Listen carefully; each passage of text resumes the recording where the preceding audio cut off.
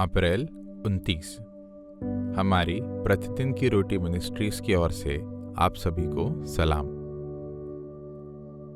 आज के वचन का शीर्षक है प्रार्थना करें और जागते रहें, जिसे लिया गया है पवित्र शास्त्र के इफिसियों 6 उसका 10 से 20 तक। निदान प्रभु में और उसकी शक्ति के प्रभाव में बलवंत बनो। परमेश्वर के सारे हथियार बांध लो कि तुम शैतान की युक्तियों के सामने खड़े रह सको, क्योंकि हमारा यह मल्लयुद्ध लोहे और मांस से नहीं परंतु प्रधानों से और अधिकारियों से और इस संसार के अंधकार के हाकिमों से और उस दृष्टि की आत्मिक सेनाओं से है जो आकाश में है। इसलिए परमेश्वर के सारे हथियार बांध लो कि तुम बुरे दिन में सामना कर सको और सब कुछ पूरा करके स्थिर रह सको।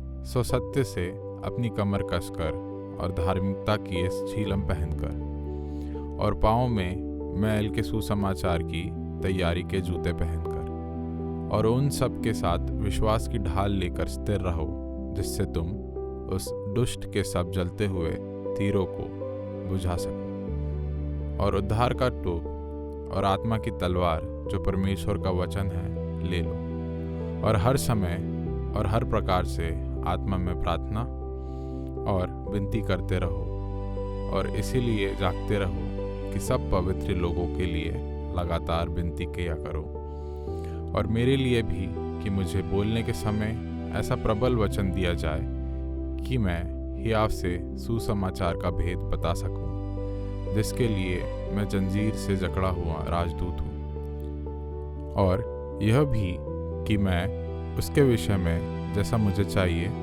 हियाव से बोलूं।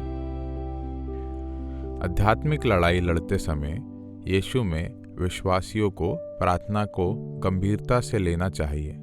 हालांकि फ्लोरिडा की एक महिला को पता चला कि नासमझी से इसका अभ्यास करना कितना खतरनाक हो सकता है। जब उसने प्रार्थना की तो उसने अपनी आंखें बंद कर ली, लेकिन एक दिन गाड़ी चलाते समय और प्रार्थना करते समय वह स्टॉप चिन्ह पर रुकने में विफल रही।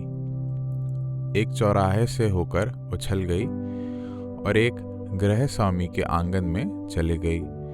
फिर उसने मैदान से पीछे हटने की असफल कोशिश की। हालांकि वह घायल नहीं हुई थी, लेकिन लापरवाही से गाड़ी चलाने और संपत्ति को नुकसान पहुंचाने के लिए उसे पुलिस प्रशस्ति पत्र दिया गया था।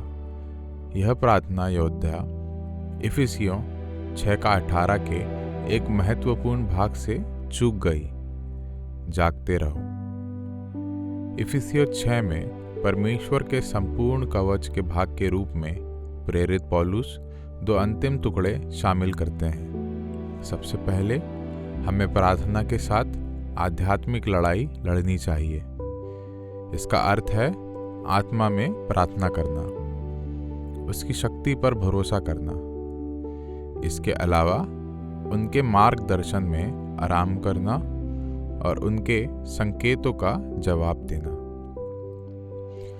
सभी अवसरों पर सभी प्रकार की प्रार्थना करना। दूसरा, पौलुस ने हमें जागते रहने के लिए प्रोत्साहित किया। आध्यात्मिक सतर्कता हमें यीशु की वापसी, प्रलोभन पर विजय प्राप्त करने और अन्य विश्वासियों के लिए मध्यस्थता करने के लिए तैयार रहने में सहायता कर सकती है। चूंकि हम प्रतिदिन आध्यात्मिक लड़ाइयाँ लड़ते हैं, आइए हम अपने जीवन को प्रार्थना करें और जागते रहें दृष्टिकोण के साथ अपनाएं। बुरी शक्तियों से लड़ें और अंधेरे को मसीह के प्रकाश से दूर करें।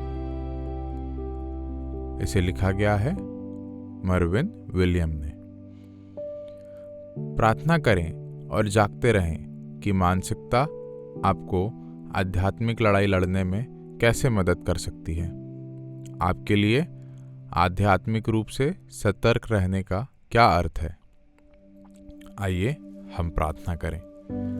प्रिय परमेश्वर, कृपया मुझे अपने और दूसरों के लिए निगरानी रखने और प्रार्थना करने में मदद करें। आमीन।